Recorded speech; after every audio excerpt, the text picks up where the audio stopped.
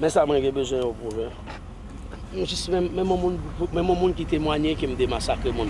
Même au monde qui campé devant pour témoigner pour le ouais barbecue massacre monde. He said there's never been, first of all, and he would like to see somebody ever testify in front of him, in front of a tribunal, that he ever sacrificed or massacred anybody.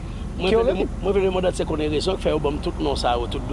He said the reason, he wants the whole world to know the reason why they put this dossier on his back.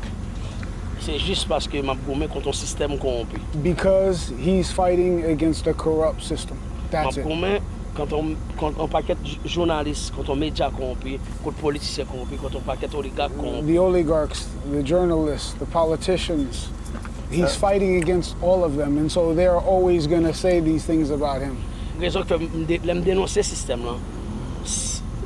12 familles qui contrôlent toute richesse à Haïti. Là nous dénoncer